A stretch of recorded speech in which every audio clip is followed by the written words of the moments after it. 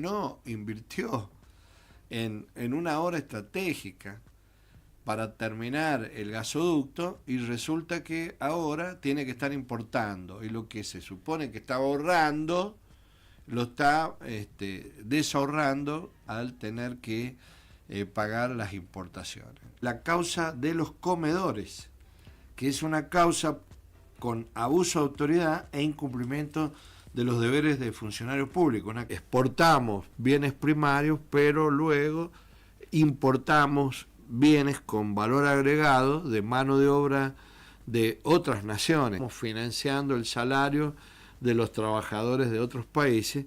De la misma manera ocurre con la tecnología. La UIT tiene poder de policía y si no se cumplen los principios que ella promueve, Argentina es pasible de una sanción.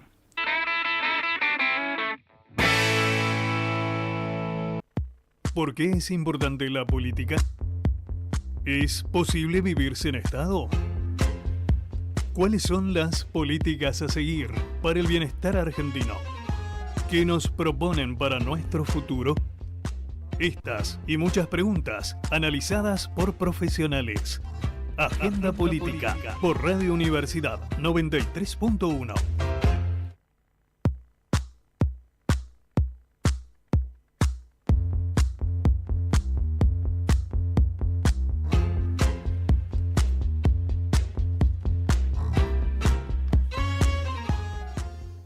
Buenas tardes, ¿cómo les va? Bienvenidos a nuestro programa Agenda Política de todos los días jueves a partir de las 17 horas hasta las 19. Bien, hoy día hemos tenido algunas bajas, producto de las diversas situaciones que tiene un grupo de personas. Una de ellas es la del amigo estudiante Facundo Tebal, que está en este momento viajando hacia Buenos Aires para hacer algunas actividades allí.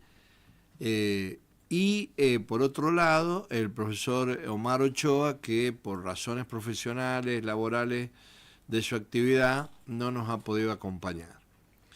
Pero hemos incorporado, como ustedes saben, ya la semana pasada, a un nuevo miembro del equipo de trabajo, que es Elías Cales, y también a Sofía Gallardo, que nos acompaña hoy día como parte de nuestro equipo. Bueno, buenas tardes a todos, a todas.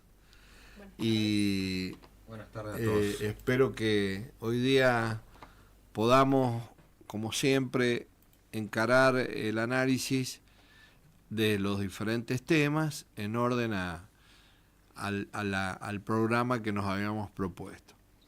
Elías, ¿cómo anda todo? ¿Bien? Todo muy bien, por suerte. Bueno, me alegro. Vamos a empezar con Valentino, que es el que va a hacer unas consideraciones respecto de la problemática de Misiones. Todos saben que en la provincia de Misiones hay una serie de situaciones conflictivas que amenazan con una crisis de la provincia de Misiones y el resto también de las provincias que se encuentran en similares situaciones. Por eso es interesante analizar qué está sucediendo allí y cuáles son las características de ese evento. Exactamente, Oscar. El tema que vamos a tratar en esta columna se va a tratar justamente sobre el acuartelamiento de los policías misioneros. Este hecho ocurrió hace 2 semanas, pero se ha llegado a su conclusión hace muy pocos días, ¿no? Para contextualizar un poco, el pasado día 18 de mayo, policías misioneros tomaron el Comando Radioeléctrico 1, ubicado en Posadas, en lo que constituye el tercer acuartelamiento en la historia de la Fuerza de Seguridad Provincial.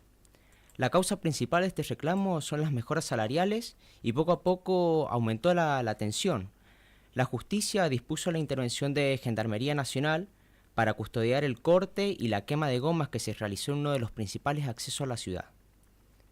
La situación se intensificó con el correr de las horas debido a la llegada continua de personal policial, especialmente a la zona centro de la provincia, que se sumaron al acuartelamiento.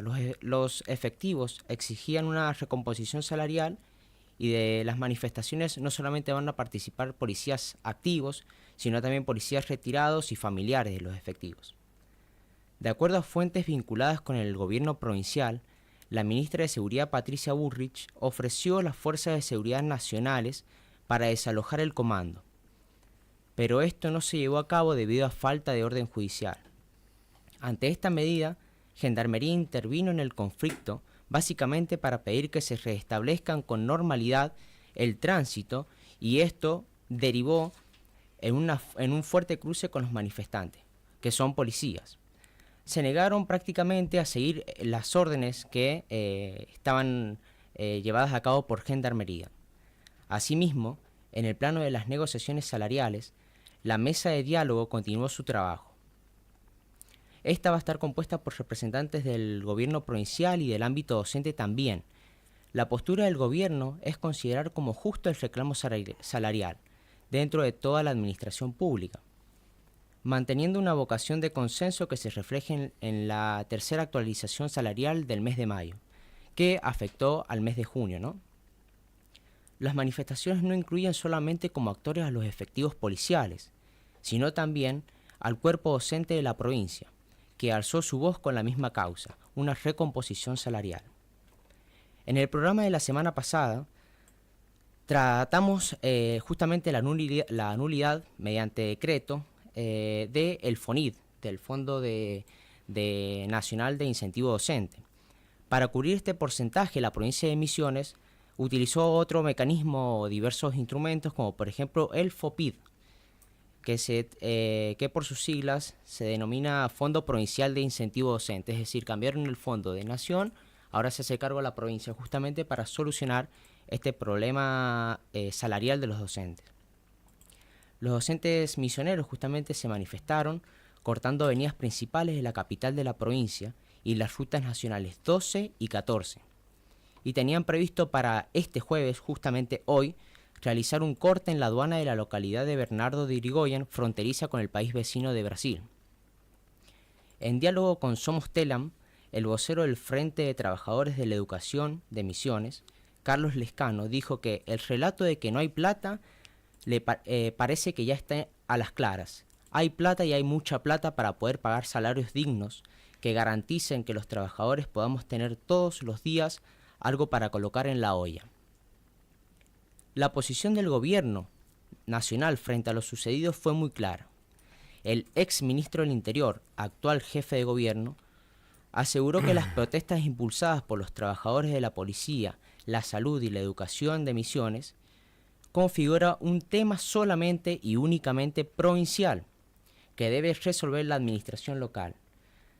También el portavoz presidencial Manuel Adorni consideró que el reclamo salarial de policías y docentes debe ser resuelto por las autoridades provinciales. Textualmente dijo: los docentes dependen del gobierno provincial, por lo tanto, el gobierno nacional no puede interferir ni en esa negociación ni en ese conflicto, que es entre partes y el Estado, no es parte de el Estado Nacional. La mesa de diálogo tuvo sus frutos y el gobierno de Misiones llegó a un acuerdo con la policía en la medianoche del martes pasado. Y durante la madrugada van a lograr levantar el acampe que duró casi 12 días. El ministro de Gobierno de Misiones, Marcelo Pérez, informó este miércoles que culminó el conflicto policial y la prestación del servicio de seguridad se restablece a su plenitud y con total normalidad. Textualmente va a decir: luego de varios días y en trabajo y diálogo permanente con la plana mayor policial, todo vuelve a la normalidad, aunque la seguridad durante estos 12 días siempre estuvo garantizada en la provincia. Por su parte, los delegados de la mesa de negociación salarial hablaron prácticamente sobre la retroacción de las medidas disciplinarias, que no les gusta hablar de amnistía, porque pareciera que tienen que estar pidiendo perdón por hacer visibles todas las situaciones salariales que viven, pero aclaró que han consensuado que todas las medidas administrativas de separación de cargos, traslados, se van a retrotraer.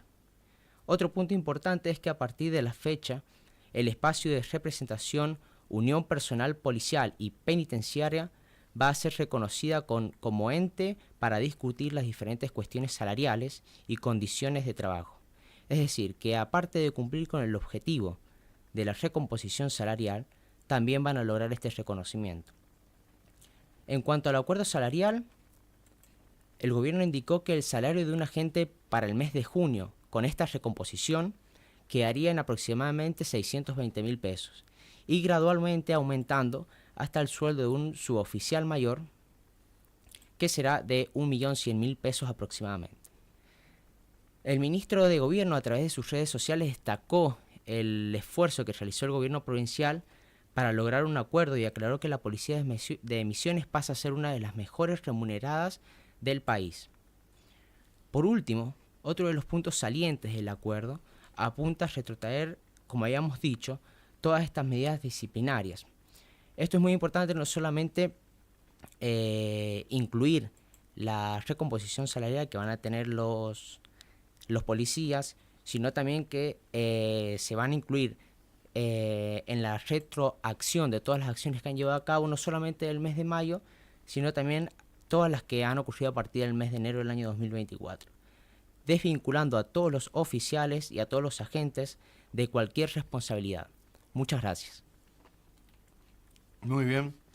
Es decir que estamos frente a una situación que es en alguna medida inédita, porque la problemática en general que tienen todos los gobiernos cuando se producen protestas salariales de las fuerzas policiales es que esa demanda está penada, por cuanto que los policías no pueden hacer reclamos sindicales normales, y generalmente cuando se llega a situaciones límite como esta, lo que hace la policía se acuartela, y eso pone en peligro la seguridad de la provincia, ya sea porque los delincuentes y eventuales delincuentes quedan en una situación de posibilidad de cometer sus actos delictuales sin que medie una acción represiva o coercitiva por parte del Estado, porque quienes tienen que ejecutar esa coerción están acuartelados.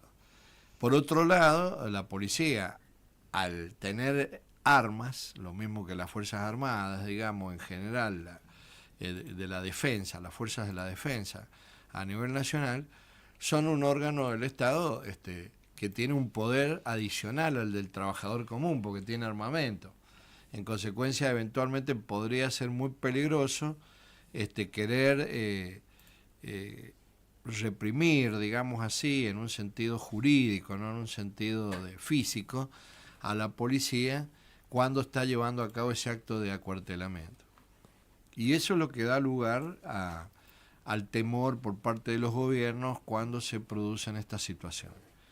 De todas maneras, convengamos que también es inédito el que se haya acordado con ellos un salario tan alto, por cuanto que eso va a obligar al resto de las provincias también a tener en cuenta ese criterio salarial para los miembros de sus respectivas fuerzas.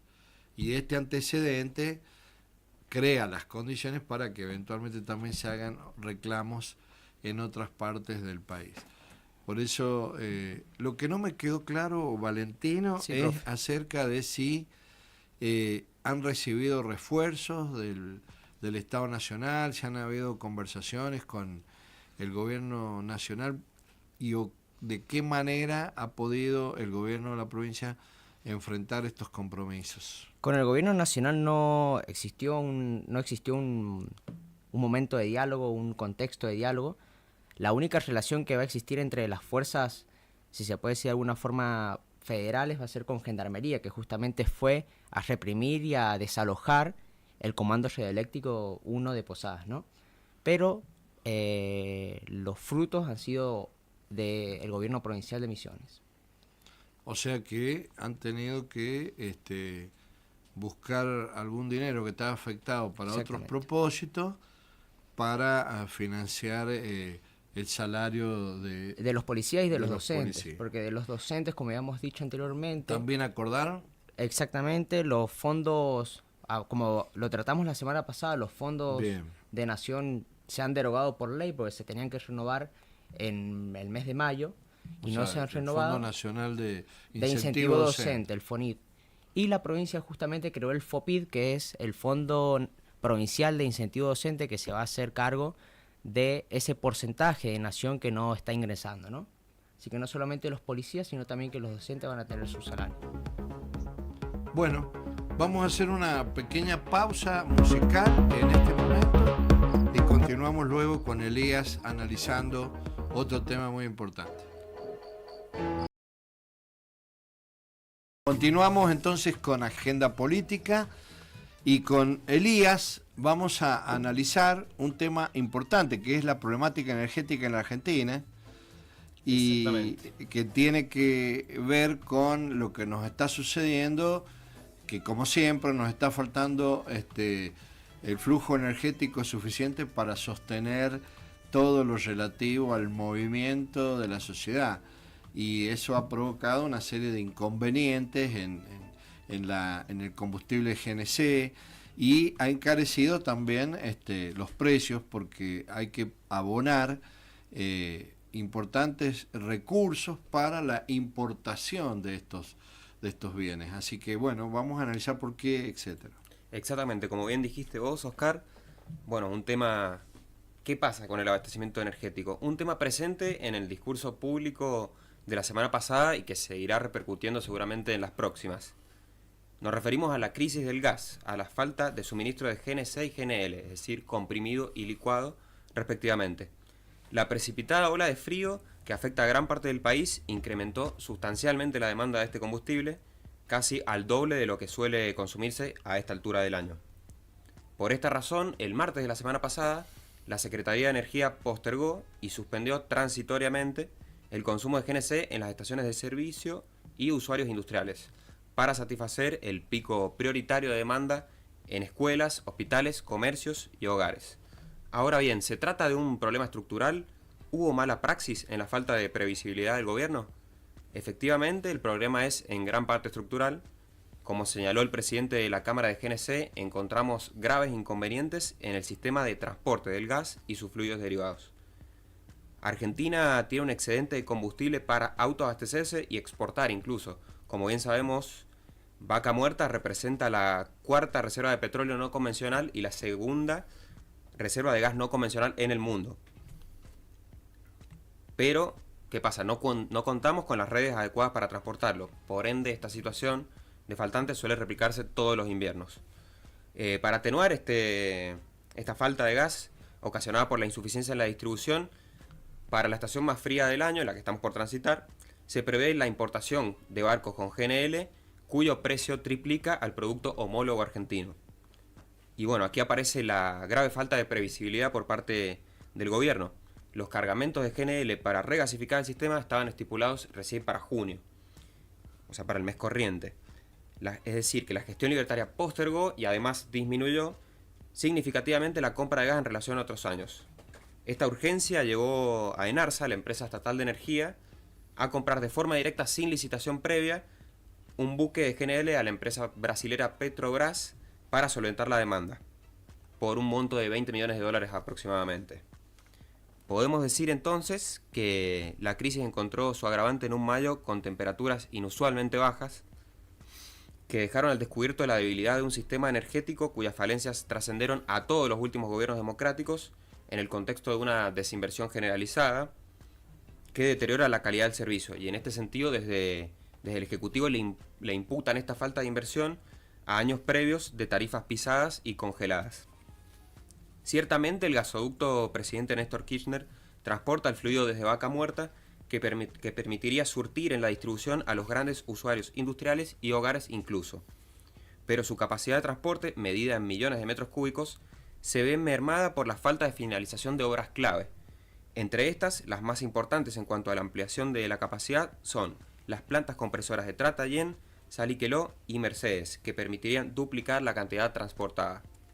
La misma relevancia tiene la reversión del gasoducto, que abastecería a 7 provincias del norte argentino, cuyo suministro depende hasta el día de hoy de la importación desde Bolivia.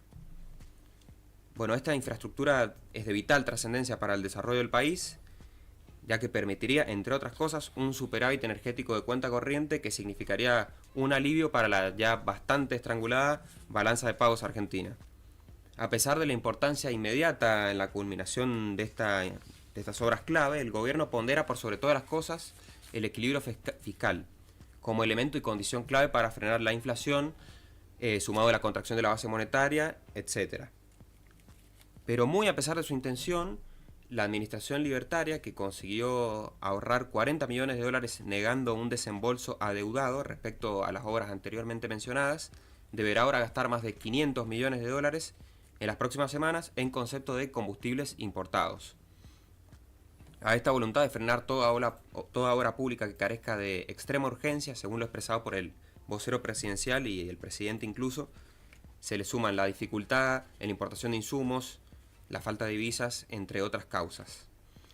En relación a esto, a la construcción del gasoducto, la propia Canciller argentina ya se había manifestado en contra de la participación estatal en la realización de esta obra. Y bueno, esto se ajusta a la creencia de que todo en cuanto proviene del Estado es corruptible, perjuicioso, ineficiente, y en contraposición, si lo hace desde la iniciativa privada, es incorruptible, beneficioso para el conjunto y siempre, en todos los casos, eficiente. A la luz de los hechos, estos exagerados supuestos no suelen tener correlato ni sustento real. Esta lógica, como todo pensamiento binario, resulta una generalización sesgada y una hiperpolarización que solo puede servir a los efectos de entender la dinámica de una red social o eventualmente sacar provecho en una campaña electoral. Pero para comprender la realidad y más aún operar sobre esta, aporta una visión pobre, simplista, que solo conduce a soluciones poco creativas, aferradas a principios doctrinales vacíos, aislados de tiempo y espacio. La realidad compleja muestra a los países, y especialmente los más desarrollados, estableciendo articulaciones entre el Estado y las empresas privadas, ciertamente en mayor o menor grado, dependiendo de cada Estado. Y más aún cuando se trata de sectores estratégicos como el energético, las telecomunicaciones, la innovación científica y digital, etc., ya que esto supone la base para el desarrollo y la expansión de múltiples actividades productivas y fundamentalmente de la cual dependen las privadas, o sea, la iniciativa privada. Y bueno, estaremos expectantes porque la semana que viene está pronosticada una importante ola de frío polar que ineludiblemente va a hacer disparar la demanda de gas. Así que veremos cómo se comporta el sistema, que seguramente estará abastecido por la importación de buques que ya llegaron y seguirán llegando en las próximas semanas. Muchas gracias por escuchar. Bueno, muy bien, Elías, me gustó el enfoque. En realidad ese es el problema, lo ideológico. Es decir, hay un concepto de ideología que tiene que ver con que lo ideológico es la falsa realidad. Es decir, que cuando yo soy muy ideológico, en realidad lo que sería es que me estoy alejando de los hechos y estoy creando una ficción acerca de la vida. Acá el problema que tiene este gobierno, que se mueve y ha sido elegido por ese mismo hecho, lamentablemente, es que está basado todo su programa en una ideología, es decir, en una falsa realidad. Porque está suponiendo a priori de que el solo hecho que intervenga el Estado es per se negativo, y que el Estado no tiene que intervenir, y que el Estado no debe encarar ningún proyecto, ninguna obra, no tiene que realizar ninguna planificación, ni ninguna investigación o estudio, y todo lo pretende descentralizar en el mercado. Esto es en la iniciativa privada. Ahí tenemos varios problemas. Primero, que la iniciativa privada busca rentabilidad. Por lo tanto, la iniciativa privada no va allí donde no tiene rentabilidad, razón por la cual donde no hay rentabilidad no va nadie, porque si no va el Estado y no va el particular porque no le conviene, hay zonas que quedan afuera absolutamente de la cobertura y de la inversión. En segundo lugar, es que las grandes obras que requieren inversiones privadas, también el mercado privado no siempre está en condiciones financieramente de realizar esa obra, porque implica una inversión muy alta en dinero, en capital, en recursos humanos, etcétera, pero no necesariamente va a recuperar esa inversión en el corto plazo, con lo cual no hay inversores, porque los inversores en general buscan rentabilidad en el corto plazo, y en las obras de largo plazo, cuando recién a los 5, 6, 7 o más años va a empezar a recuperar, no siempre hay disponibilidad de fondos en el mercado internacional y nacional. En segundo lugar, estas obras de infraestructura requieren, en tercer lugar diríamos, requieren financiamiento internacional. Y el financiamiento internacional, en este caso para la Argentina, es muy caro. ¿Por qué? Porque tiene una alta tasa de interés que está en proporción al riesgo país. Porque Argentina está endeudada.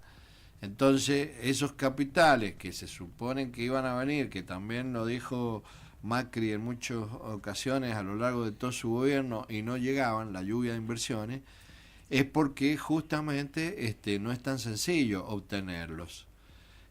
Porque se mueven en base a una rentabilidad alta en el corto plazo y si se endeudan con baja tasa de interés. Y en este caso no es así. Y tenemos el otro problema de que esas obras de infraestructura son obras estratégicas en las que el Estado tiene que intervenir, porque cuando quedan en manos absolutamente de particulares, y peor aún, esos particulares sean capitales extranjeros y o estados extranjeros, estamos poniendo en manos recursos estratégicos en manos privadas, con lo cual estamos empoderando sectores de la sociedad que luego se convierten en monopolios, oligopolios y regulan la economía y o controlan la economía y subordinan el interés común a los intereses particulares. Esa es la lógica por la cual en todas partes del mundo, en los países más liberales, como es por ejemplo Estados Unidos, y capitalistas, hay un alto grado de intervención estatal. Y la otra estrategia, que es la que decías vos, la posibilidad de que invierta el Estado y que inviertan los privados en proporciones semejantes o desiguales, bajo la forma de alianzas empresariales mixtas y o empresas mixtas dirigidas por el Estado con mayoría estatal de acciones y o con mayoría estatal privada de acciones. Y así funciona la economía cuando se trata de una mente política, práctica, ajustada a la realidad y no impregnada por ideología de ningún signo. ¿Cuál es el problema? Que este gobierno tiene unos supuestos teóricos falsos, ilusorios, y todas sus acciones se ordenan en base a ese supuesto que vos habías indicado.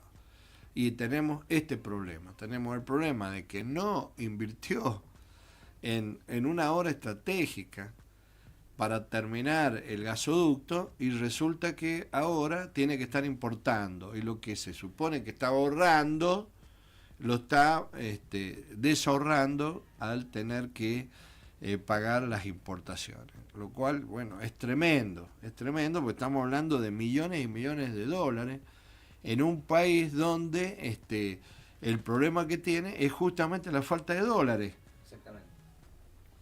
Bueno, quería agregar además de esto, como estábamos hablando de las obras de infraestructura, en el caso del gasoducto, Rubén Ruiz es el secretario general de la Asociación del Personal Jerárquico de la Industria del Gas Natural, y él nos va a aportar ciertos datos y ciertas pérdidas que está llevando a cabo el gobierno con el no terminar los dos tramos principales de este gasoducto. El gasoducto va a comenzar en la localidad de Tratayén, en Neuquén, y va a atravesar Río Negro, La Pampa, hasta llegar a la localidad de Saliqueló, en la provincia de Buenos Aires. Terminar este tramo, dice Rubén Ruiz, que va a tener un feedback con autoridades del gobierno en la red social X. Dice que terminar estas dos partes de este tramo costaría unos 44 millones de dólares. Y lo que ha hecho el gobierno actual es importar gas por más de 500 millones de dólares. Él compara un poco las pérdidas que se está llevando a cabo justamente por no terminar este gasoducto. Y mientras tanto justamente salieron diferentes autoridades, como por ejemplo el secretario de Energía de la Nación, Eduardo Rodríguez Chirilo, a decir que lo que está diciendo es un despropósito y es una total mentira, ¿no? De esta forma podemos observar cómo ciertos secretarios de diferentes asociaciones pueden destapar o mostrar a la luz diferentes pérdidas que se están llevando a cabo por no terminar ese gasoducto, ¿no? Agregar eso nada más. Perfecto.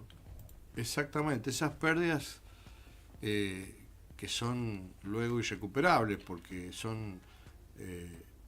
es una ingente cantidad de dinero que sale de la Argentina para pagar un insumo que es estratégico, que lo hemos venido pagando a lo largo de muchos años porque también en gobiernos anteriores no había habido la previsibilidad suficiente para acelerar las obras de infraestructura llegado el caso, pero fue producto de que aumentó la demanda a partir del crecimiento económico. Es decir, cuando hay crecimiento económico, cuando hay mayor cantidad de producción, hay mayor demanda de insumos de cualquier naturaleza, insumos importados e insumos nacionales. Y eso provocó en algún momento un desequilibrio entre la oferta y la demanda. No había oferta suficiente para atender semejante cantidad de demanda y por la ley de la oferta y la demanda aumentaron los precios. Y al aumentar los precios el Estado tuvo que salir a hacer frente y tuvo que también gastar saldos de dólares de las reservas del Banco Central.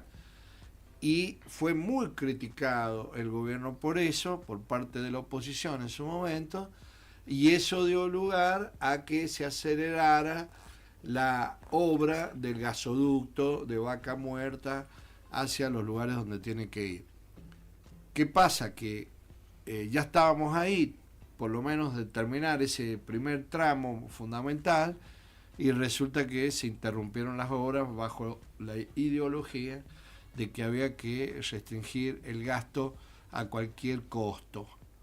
Y eso que estamos en una economía que está paralizada, porque ha habido desinversión, mayor desocupación y cierres de empresas. Por lo tanto, ¿qué pasaría si hay un boom de crecimiento económico a partir de hipotéticas inversiones extranjeras? Estaríamos de nuevo en un cuello de botella muy difícil de resolver.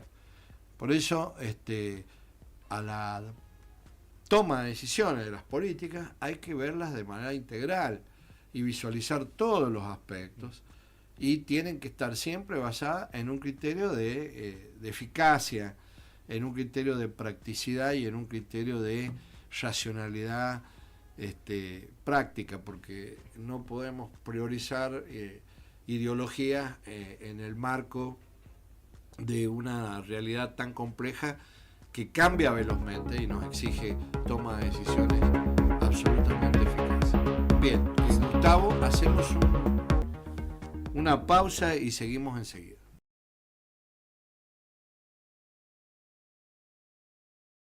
Continuamos entonces con nuestro programa Agenda Política, nuevamente después de esta pausa, y vamos a encarar una columna que nos interesa también por su actualidad en nuestro programa, que tiene que ver con la causa de los comedores, que es una causa con abuso de autoridad e incumplimiento de los deberes de funcionario público, una causa judicial en contra de funcionarios y de la ministra del Ministerio de Capital Humano del Gobierno Nacional, que va a analizar la doctora Alejandra Iragoyen. Hola, Ale.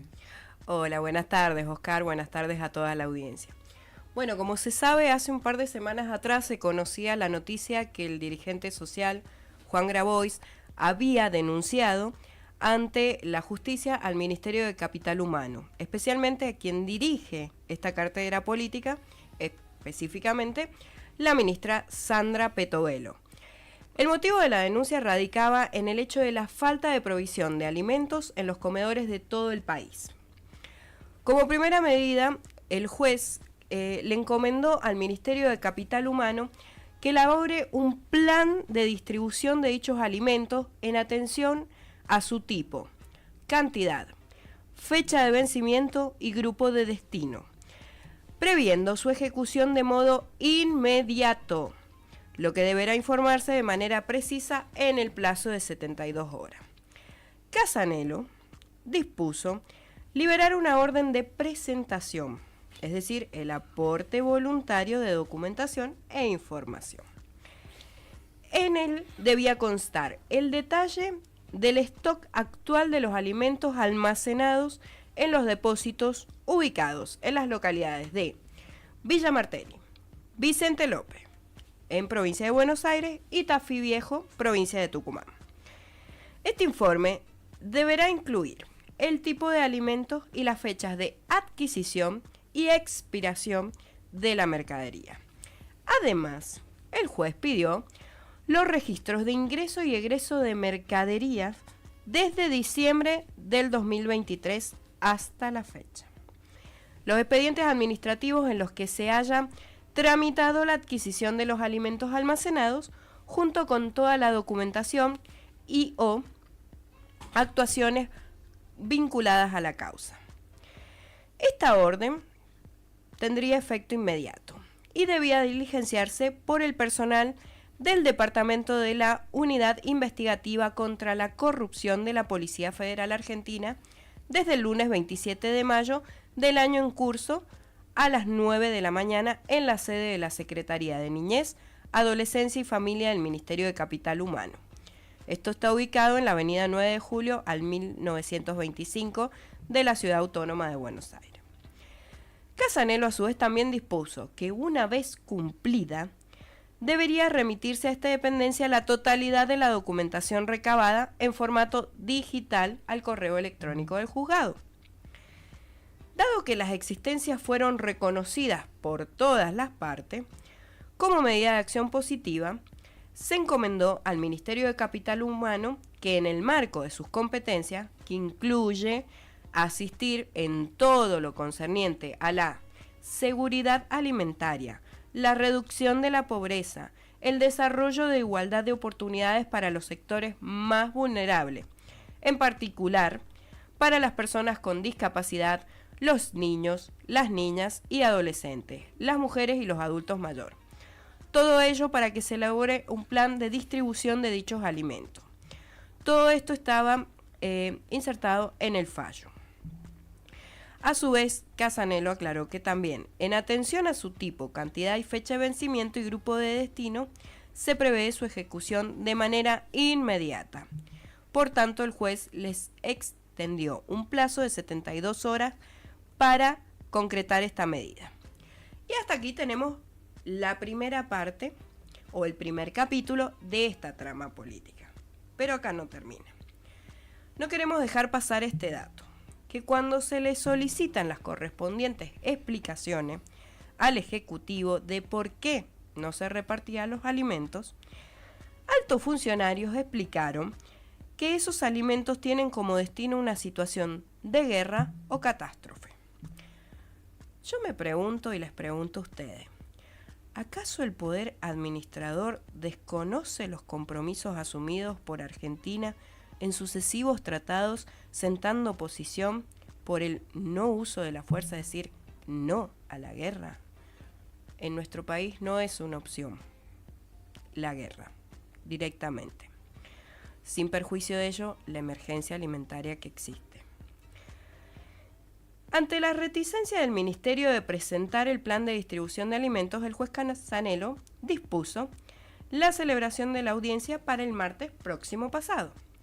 En esta ocasión, la Sala Segunda de la Cámara Federal confirmó la medida cautelar dictada por el juez, que ordenó al Ministerio de Capital Humano entregar un plan de reparto de los 5.9 millones de kilos de alimentos acopiados en los galpones de Villa Martelli y Tafí Viejo de Tucumán, con detalles sobre su implementación y sus destinatarios.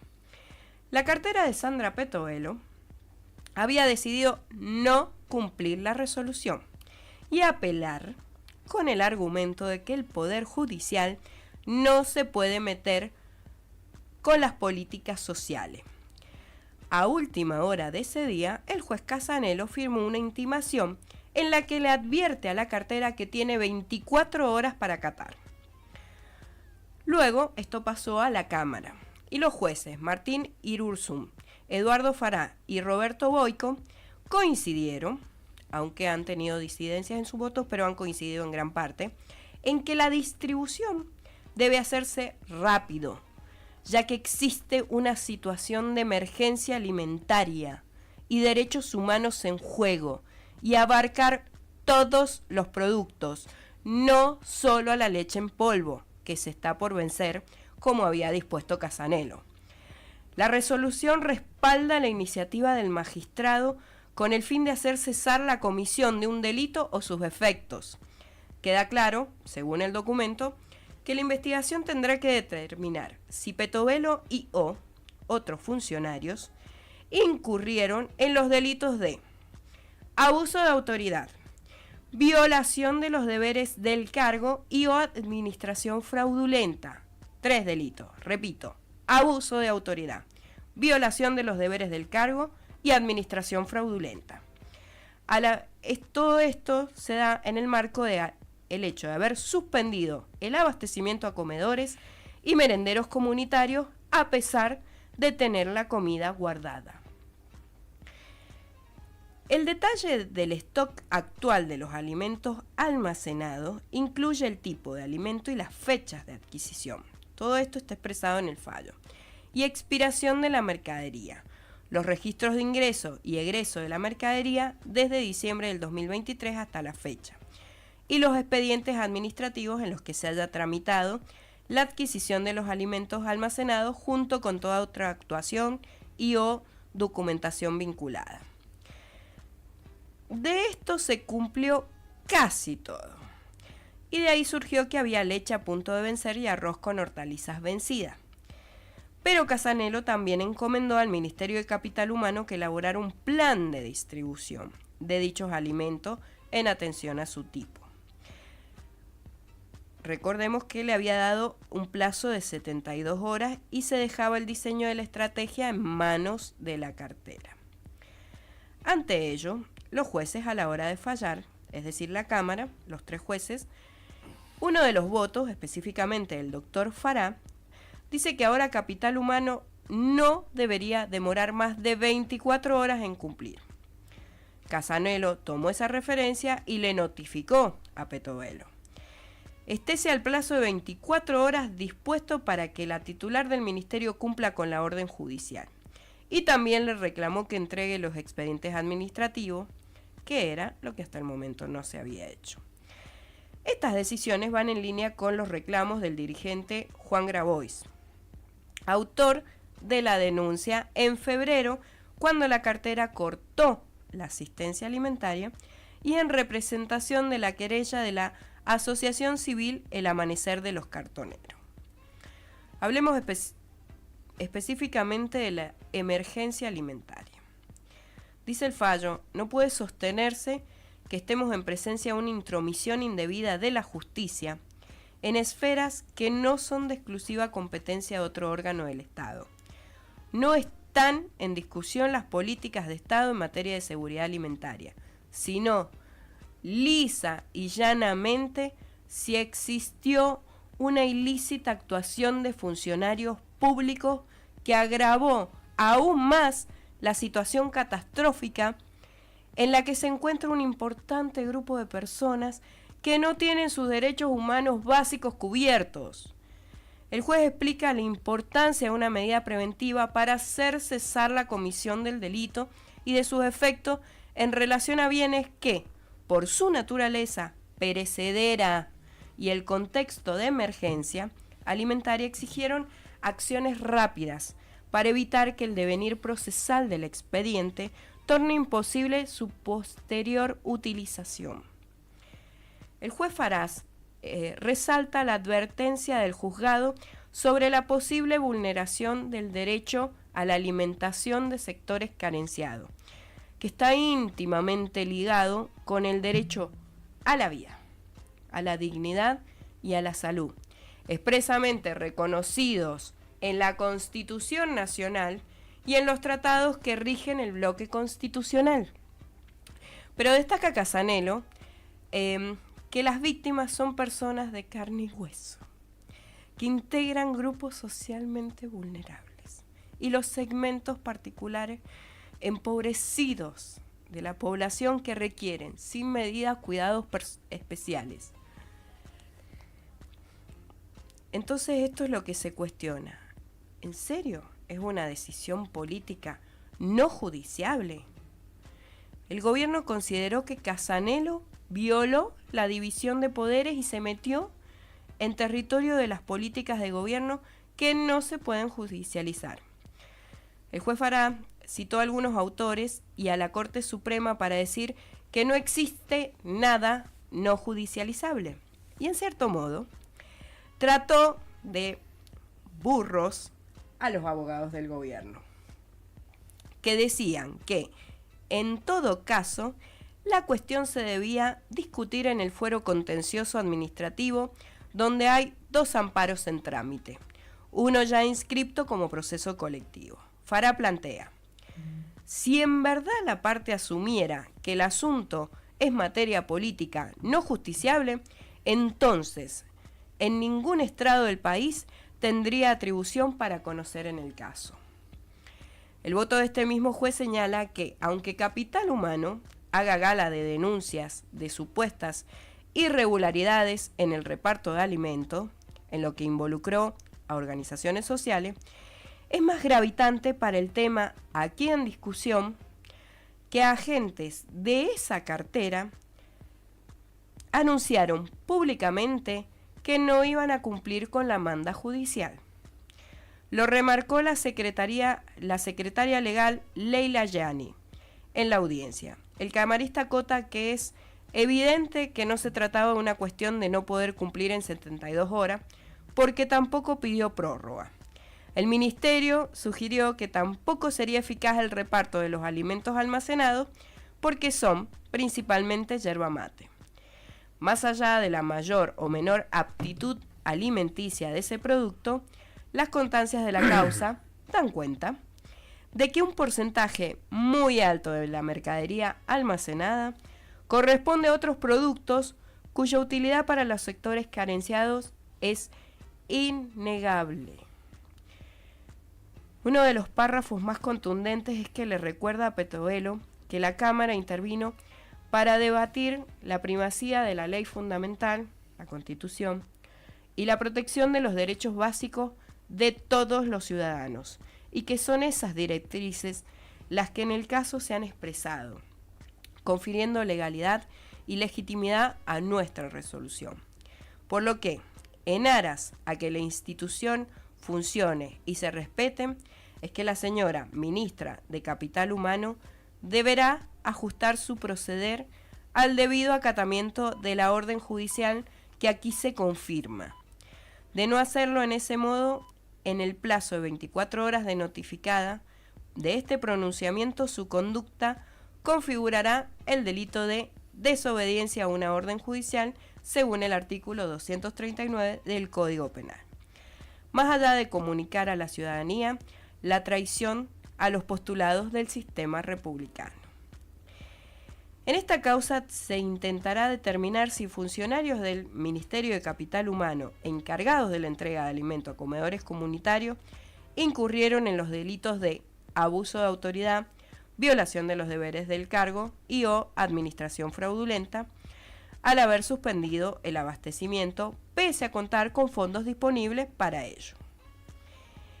La fiscal Paloma Ochoa avanzó en esa dirección con diversas medidas y en el camino aparecieron las casi 60.000 toneladas de alimento. No es cierta la vehemente afirmación, incluso desmedida, adjetivada, de que el Poder Judicial de la Nación estaría invadiendo incumbencias exclusivas del Poder Ejecutivo al pretender instrumentar políticas de Estado referidas a la distribución alimentaria, orientada a colectivos vulnerables. Es justamente lo contrario. Capital Humano reconoció el acopio, cuya inexistente afectación no tendría aparente justificación. Pero sostuvo el camarista: Argentina debe cumplir ciertas normas en materia de derechos humanos para no incurrir en responsabilidad internacional.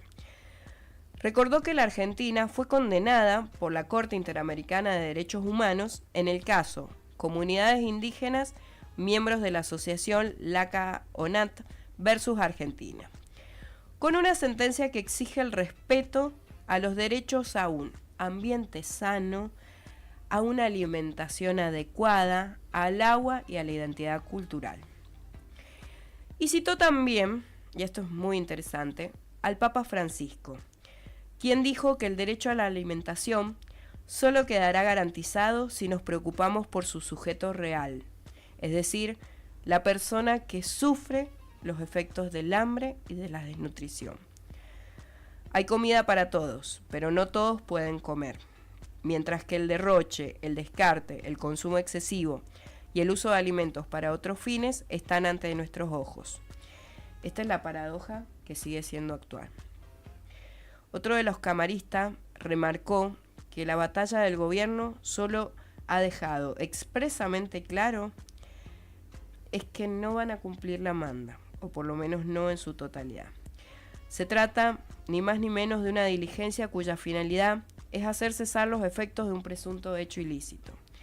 Sea cual fuere el programa de asistencia que respaldó la compra y sus concretos destinatarios, no hay dudas de que comedores comunitarios, organizaciones civiles, parroquias o entidades de cualquier otro tipo son víctimas de la crisis alimentaria vigente, que no solo interpela al Estado Nacional en su rol de garante de los derechos humanos básicos, sino al propio Poder Judicial de la Nación como encargado para velar su cumplimiento.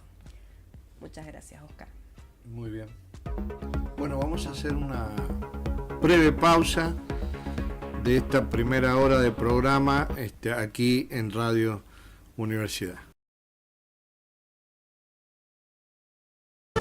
Bueno, continuamos con nuestro programa Agenda Política y vamos a analizar ahora un poco sobre vamos a empezar en estas columnas tratando de seguir la dinámica de la minería de San Juan. Sofía. Hola, ¿qué tal? Muchas gracias, Oscar, y muchas gracias al equipo por permitirme estar hoy en día en este espacio tan importante de comunicación y difusión sobre la política y temáticas relativas a nuestra provincia y a nuestro país. Hoy he traído para compartirles una breve columna de información sobre lo que sucede con la minería en San Juan y algunos ejes temáticos en los que me gustaría también que trabajemos para reflexionar sobre la temática de la minería en San Juan. Para empezar, Argentina se encuentra entre los principales destinos mineros a nivel mundial. Es considerada como potencial geológico altamente atractivo. Según los datos proporcionados por la Dirección Nacional de Promoción y Economía Minera, en el 2023 la minería resultó ser el quinto complejo exportador de Argentina, en donde más del 95% de esas exportaciones se originaron en solo 5 provincias, entre ellas San Juan, Salta, Santa Cruz, Jujuy y Catamarca. Según los datos proporcionados por la Secretaría de Minería de la Nación, en febrero del 2024, la situación de la industria minera en Argentina se caracterizó por un amplio portfolio de proyectos en construcción, otros en estado de factibilidad, prefactibilidad y evaluación económica preliminar, como así también proyectos en exploración inicial y otros en etapa más avanzada. En el caso de San Juan, actualmente contamos con diversos proyectos como José María, que se dedica, digamos, al yacimiento de cobre, oro y plata, localizado en el departamento Iglesia, en etapa de construcción. El Pachón, yacimiento de cobre en el departamento de Calingasta, en etapa de factibilidad. Filo del Sol, depósito de cobre, oro y plata, ubicado en la región de Atacama, en el norte de Chile y la provincia colindante de San Juan, en fase de prefactibilidad. Y Los Azules, proyecto de cobre ubicado en el departamento Calingasta en etapa de estudio económico preliminar. Además de los mencionados anteriormente, San Juan posee 5 proyectos en etapa de exploración avanzada. Ellos son Altar, Chita Valle, La Ortiga, Mogotes y Río Cenicero. Cabe resaltar, en relación, digamos, a San Juan, que nuestra provincia cuenta con características que la convierten en un destino de inversión por excelencia, ya que posee una gran riqueza geológica, recursos humanos altamente capacitados, un gran desarrollo de proveedores y centros de formación de profesionales y técnicos, etc. Además, San Juan se encuentra bajo la lupa de varios inversores respecto a la identificación del cobre, mineral muy demandado para alcanzar las metas cero en lo que a emisión de combustibles fósiles refiere. Es por eso que San Juan emerge como un gran destino exploratorio. Ahora, luego de 20 años de actividad ininterrumpida, la minería en San Juan simboliza un impacto social y económico realmente importante. De acuerdo a un reporte publicado por la Secretaría de Minería de la Nación, durante el mes de abril del 2024, el sector minero realizó exportaciones por 267 millones de dólares. De ese total exportado, el 97,7% corresponde a las provincias anteriormente mencionadas de San Juan, Salta, Santa Cruz, Jujuy y Catamarca. En el caso propio de nuestra provincia, en el mes de abril del corriente, las exportaciones mineras alcanzaron los 82 millones de dólares, creciendo un 34,4% respecto al mes de abril del año pasado. Pero en el acumulado de lo que va del año, las exportaciones mineras suman 252 millones de dólares, lo que significa una disminución interanual del 11,8% respecto al mismo periodo del 2023. En cuanto a la composición de las exportaciones, el oro es el que tiene mayor incidencia en la canasta exportadora de San Juan. Este mineral representa el 95,1% de las ventas mineras al exterior de la provincia y en segundo lugar le sigue el grupo de productos de cales, representando el 4,4% de las exportaciones mineras de la provincia. Estos datos yo los he obtenido de la Dirección Nacional de Promoción y Economía Minera de este año, de la Nación. Ahora, en términos de empleo, ¿cuántos puestos de trabajo provienen de la minería en San Juan? Según los datos proporcionados por la Subsecretaría de Desarrollo Minero de la Nación, en octubre del 2023, el empleo minero de la provincia alcanzó 4.847 puestos de trabajo, representando el 6,0% del total del empleo privado registrado en San Juan y concentrando el 11,9% del empleo minero nacional total. Respecto al empleo femenino en la minería de la provincia, este alcanzó en el mes de octubre del 2023 los 558 puestos de trabajo, teniendo una participación del 11,5% en el empleo minero total en San Juan. En términos interanuales, los puestos de trabajo ocupados por mujeres crecieron un 6,1% por debajo del incremento del 21,6% a nivel país.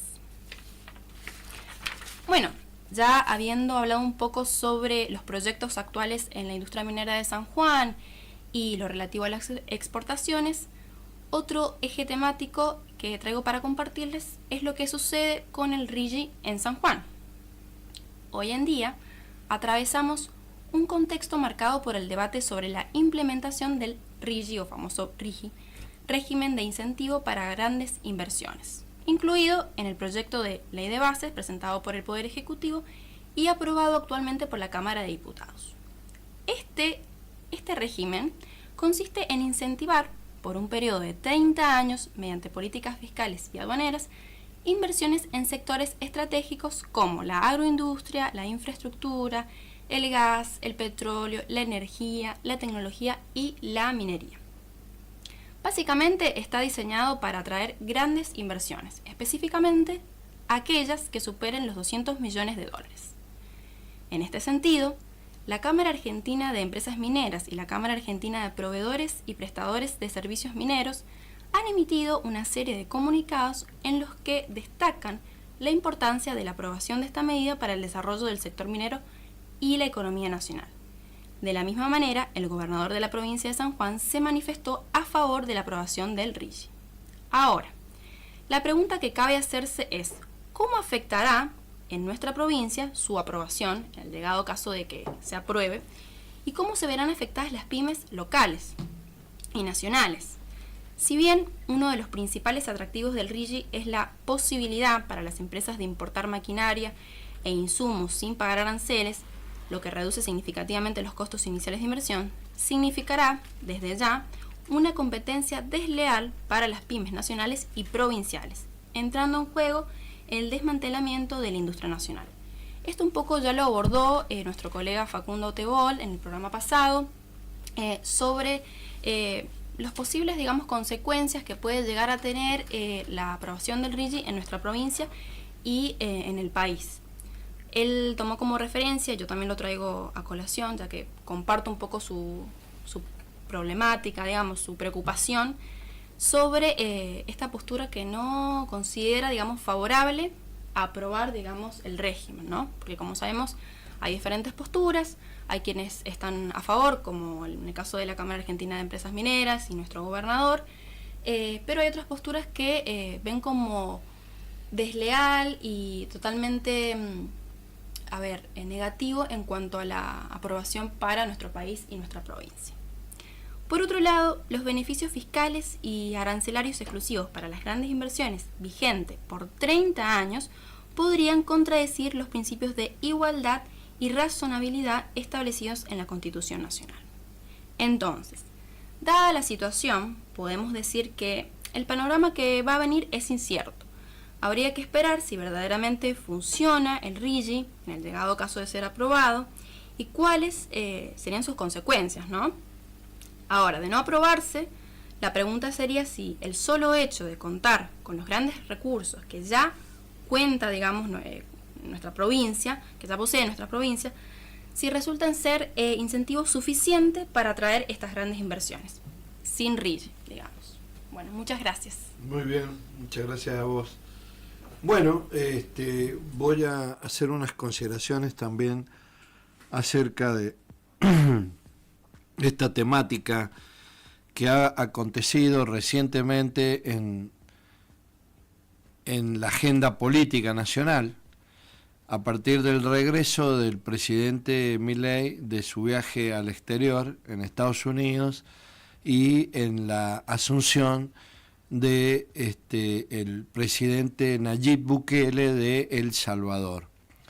En esta ocasión, cuando ha bajado del avión y estaba en el aeropuerto, ya prácticamente con los pies acá en la Argentina, el presidente hizo unas declaraciones que se relacionan con lo que nosotros estuvimos analizando en el programa anterior.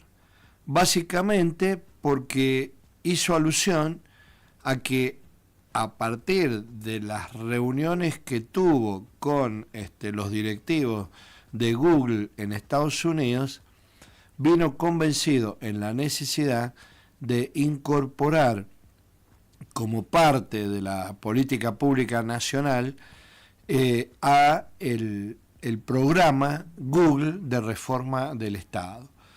Y esto, bueno, abre un sinnúmero de interrogaciones respecto de cuál es el significado de este programa, cuál es el sentido de la incorporación de esta multinacional de las comunicaciones en la Argentina en el ámbito de la organización estatal. Estuvimos indagando y, como dijimos, estamos relacionando este tema con el de la columna anterior, que podríamos hacer una breve reseña de lo que dijimos en esta ocasión. En el viaje que hizo el presidente, que se reunió con los altos directivos de Google, pero también con altos directivos de Facebook y también con los directivos de OpenAI, que es la empresa de inteligencia artificial que hizo esta última aplicación de inteligencia artificial que es el chatbot GPT.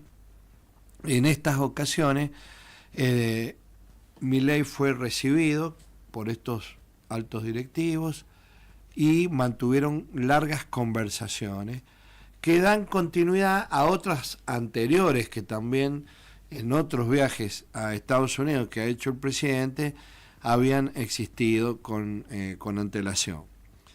Entonces nosotros dijimos allí que en este marco de que Milei pretende introducir a la Argentina en el mundo, digamos, a partir de estas tecnologías y de los cambios de la cuarta revolución tecnológica que existe en este momento, veíamos con atención que allí se está gestando un modelo de tipo global que se está implementando en distintos países del mundo, en donde estas empresas cada vez van teniendo, a través de sus diferentes tecnologías, mayor inserción, no solo en la producción, no solo en el desarrollo de bienes tecnológicos, de bienes de alta complejidad, lo que habíamos dicho, Schnitzler llama, por un lado,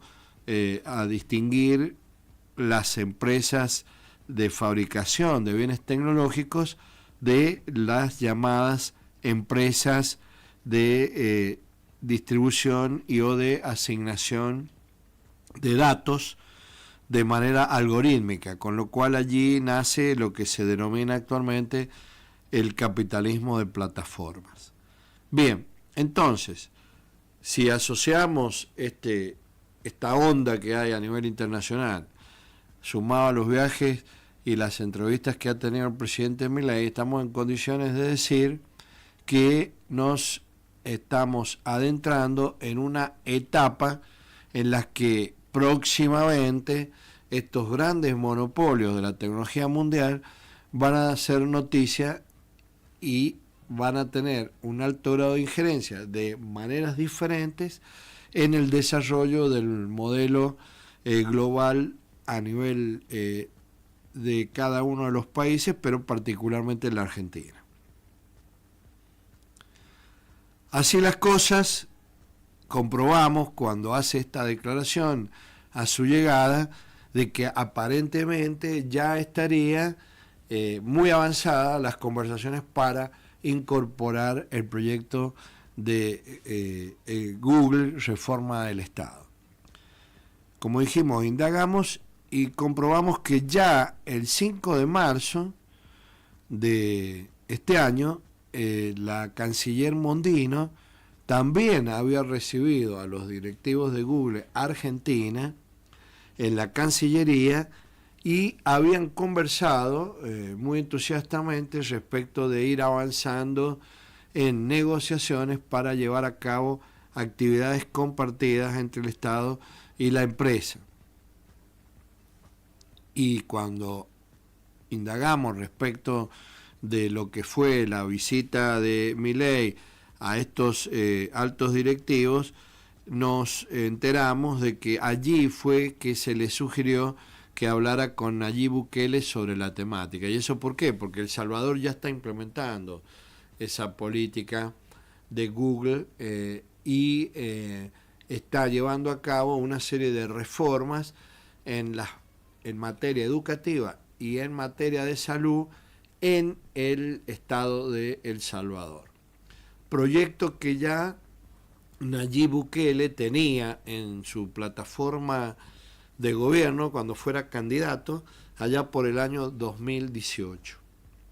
Y luego, en el año 2020, el gobierno de El Salvador introdujo tecnología Google en base a acuerdos con esta empresa en materia educativa, que significó o significa que Google ha realizado capacitaciones a los recursos humanos del Estado de El Salvador, ha realizado distribución de computadoras en los estudiantes de la escuela primaria y también ha desarrollado aplicaciones en la nube para los chicos de cuarto grado.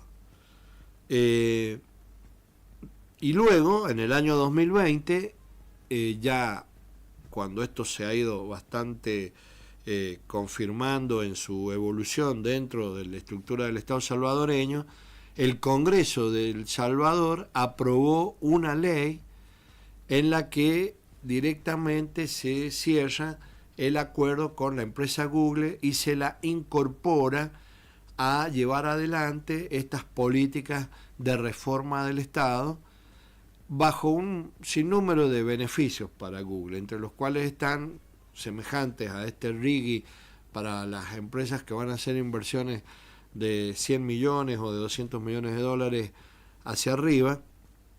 En el caso de Google no tiene que invertir nada a nivel de dinero, no hay ninguna obligación de invertir capital en el proyecto, no tiene obligación de contratar recursos humanos tampoco dentro del país de El Salvador, y además queda liberada del cumplimiento de las exigencias que impone la legislación de compra en ese país, que es semejante a la de todos los países, que tiene que ver con hacer licitaciones y o contrataciones justificadas en base a la importancia del oferente, etcétera. En este caso, directamente se incorpora a Google sin más a partir de la existencia de la ley.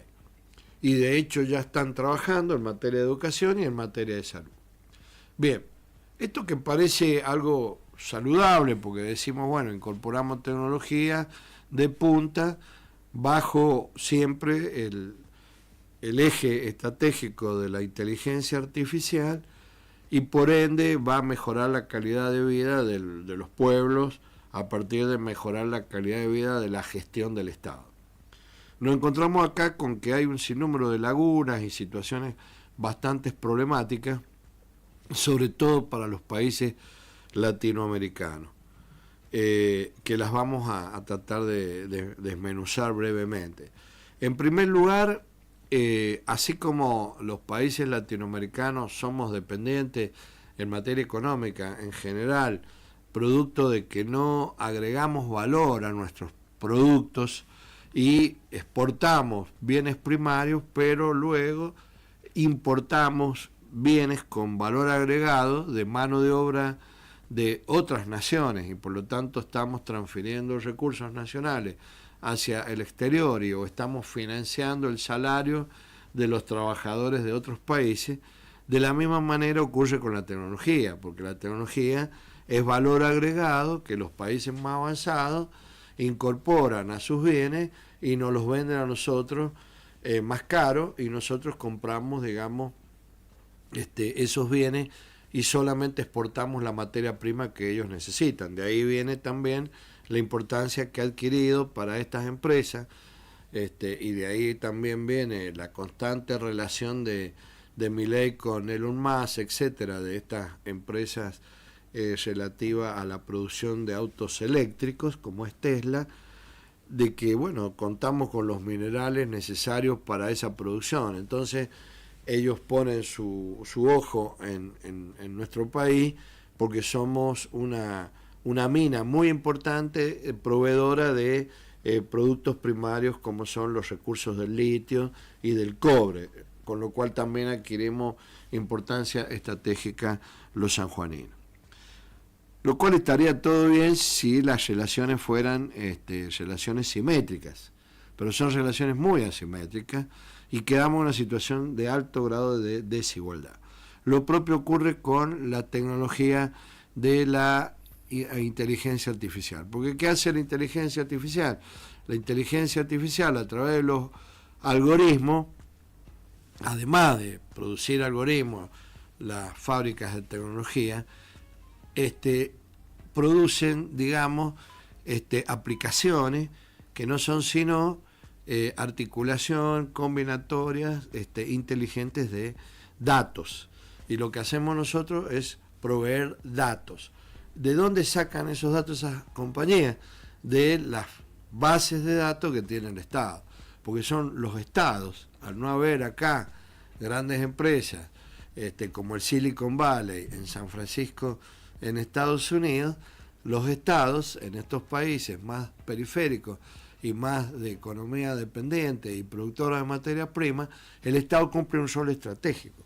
acumula la información, la organiza, la de los pacientes de los hospitales, la de los pacientes de las obras sociales, la de las historias clínicas, la de los recursos humanos de las distintas áreas de prestaciones de servicios públicos, etcétera, la información administrativa, la información relativa a los terrenos, a las propiedades, a los bienes inmuebles, a los recursos naturales, etcétera. Todo eso está digitalizado por el Estado y está concentrado en base de datos del Estado.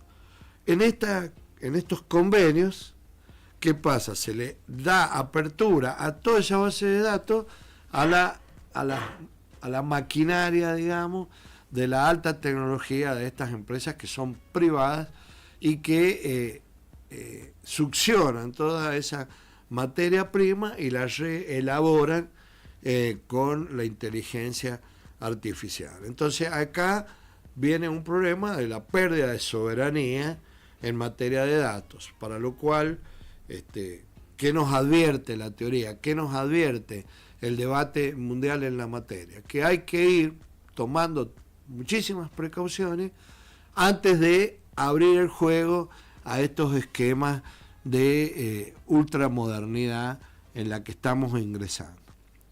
Tal es así el caso de que los expertos indican que de ninguna manera hay que trabajar con estos grupos multinacionales en materia de educación y de salud bajo esta estrategia, por cuanto que estamos proveyendo una masa de datos fundamentales a empresas que luego manipulan esa información, la exportan y luego reingresa enlatada más cara para ser utilizada en los sistemas empresariales privados y globalizados, de los cuales también ellos son propietarios en última instancia, porque todas las prepagas, en general, las más competitivas son compañías globales, multinacionales.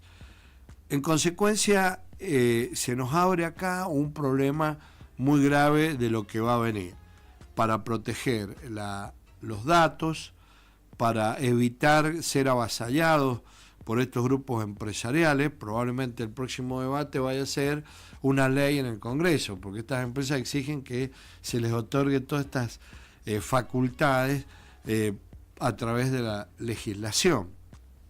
También está el problema de que la UNESCO advierte ya que los estados que quieran ingresar a estas modalidades deben asesorarse previamente y deben adquirir una regulación lo suficientemente capaz de proteger a los países frente al riesgo.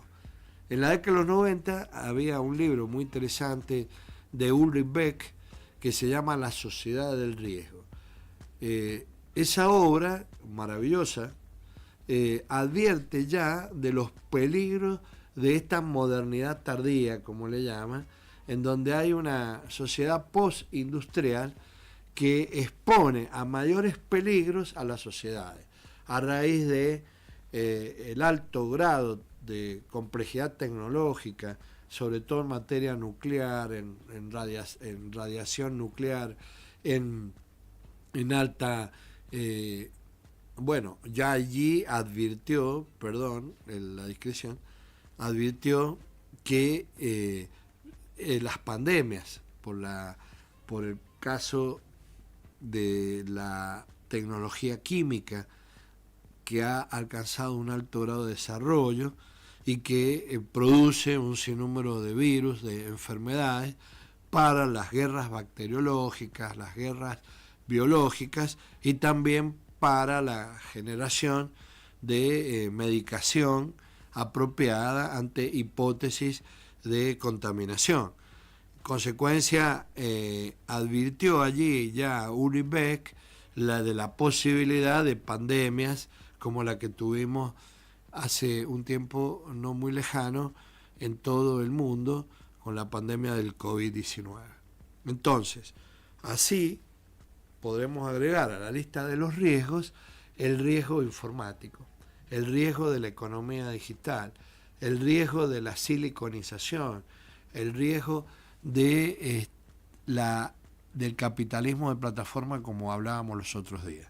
Esto no significa ponerse en contra del progreso, sino advertir que todo progreso conlleva peligros y que los países vulnerables tenemos que protegernos previo a dar rienda suelta a estas políticas improvisadas de pretender incorporar semejantes monopolios globales en la vida cotidiana de los argentinos. Eso quería decirlo porque me parece muy importante para seguirlo profundizando en los próximos programas. Muchas gracias.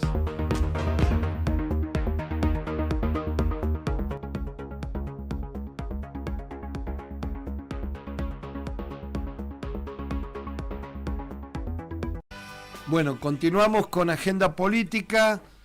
Nuestro último bloque, Alejandra Iragoye, que va a hacer unas consideraciones sobre un tema de actualidad de la agenda política argentina en materia legal y jurídica. Gracias, Oscar. Bueno, vamos a hablar en esta ocasión del rechazo a la reforma laboral, pero nada más y nada menos que en la Organización Internacional del Trabajo. Es sabido que desde la llegada de La Libertad Avanza a la presidencia, con su correspondiente paquete de reforma, se tensó la relación con los sindicatos. Una de las batallas centrales de la CGT estuvo centrada en frustrar la reforma laboral. En los últimos días, los funcionarios oficialistas aceptaron cambiar otro artículo cuestionado por la CGT, el que crea la figura de trabajador independiente, que puede tener a su cargo hasta otros 5 trabajadores independientes para llevar adelante un emprendimiento productivo. El gobierno redujo de 5 a 2 los trabajadores independientes, con tal de que avance la ley. Y, en un drástico giro de 180 grados, terminó defendiendo que el Senado no incluya en el proyecto la eliminación de las cuotas solidarias, como pretendían los senadores de la UCR. Es decir, el oficialismo protege hoy uno de los pilares de la caja sindical que antes quiso limitar. Desde el lunes 3 de junio, es decir, desde esta semana, se está celebrando la cumbre de la Organización Internacional del Trabajo, que reúne a sindicalistas, empresarios, laboralistas y representantes de gobierno. La comitiva argentina llevará la reforma laboral de Javier Milei y buscará cerrar un apoyo internacional en lo que considera artículos inconstitucionales y antisindicalistas. Una comitiva de abogados junto a dirigentes sindicales viajó a Ginebra con motivo de la 112 Conferencia Internacional del Trabajo, que se va a extender hasta el 14 de junio. El secretario de Trabajo, Julio Cordero, es un asiduo concurrente a esa ciudad suiza para participar de estas convenciones en representación del sector empresario. Nada más paradójico, ¿eh? La comitiva sindical de la Argentina llevará la reforma de Javier Milei a la UIT y buscará cerrar un repudio internacional. En el caso de Argentina, la exposición girará en torno a raíz de que 2 artículos que están en el DNU, frenado en la justicia y a la espera de resolución de la Corte Suprema, fueron reflotados en el dictamen del Senado. Uno de ellos tiene que ver con la ley de contrato de trabajo, corazón legislativo sobre el que se recuesta el engranaje laboral en nuestro país, y quedará fuera de este paraguas legal. Y por lo tanto no se considerará que se esté bajo un cuadro de relación de dependencia a todas aquellas contrataciones de obras, servicios, agencia y todas aquellas reguladas por el Código Civil y Comercial. Y el otro punto que está en el articulado del dictamen, y es una arista del punto anterior, es que tampoco habrá presunción de trabajo cuando se contraten obras o servicios profesionales u oficios, y los mismos se emitan facturas y recibos. Mientras se acentuaron las divisiones sindicales por la estrategia que se seguirán contra las políticas de Javier Milei, la CGT efectuó este martes duras críticas contra el gobierno argentino en la conferencia anual de la Organización Internacional del Trabajo que delibera en Ginebra. El secretario de Relaciones Internacionales de la CGT, Gerardo Martínez, calificó la reforma laboral de precarizadora y antisindical y consideró que la Casa Rosada no interviene en las resoluciones de conflicto, no promueve políticas de empleo y pretende limitar la negociación colectiva. Al hablar durante una reunión plenaria de la Comisión de Normas de la Organización Internacional del Trabajo, el líder de la UOCRA advirtió que las políticas que viene desarrollando el gobierno oficial colisionan con los conceptos y valores de la justicia social y con la idea de transferir al sector privado el rol del Estado. Dice, nosotros reafirmamos que sin Estado no hay nación, destacó el directivo de la CGT, luego de la cual profundizó sus cuestionamientos contra el Ejecutivo. El gobierno, por ejemplo, no interviene en las resoluciones de conflicto, no promueve políticas de empleo, se despreocupa de la formación profesional, pretende limitar la negociación colectiva y se ausenta de sus obligaciones de combatir el trabajo no registrado con el adelantamiento de la inspección laboral. El Poder Ejecutivo, mediante un decreto de necesidad y urgencia, sin consulta con los actores sociales y la sociedad civil, sin acudir al Poder Legislativo, pretendió introducir la reforma laboral más regresiva desde que recuperamos la democracia. La respuesta del movimiento obrero fue a través de la justicia y con masivas movilizaciones, con una consigna: ni un paso atrás.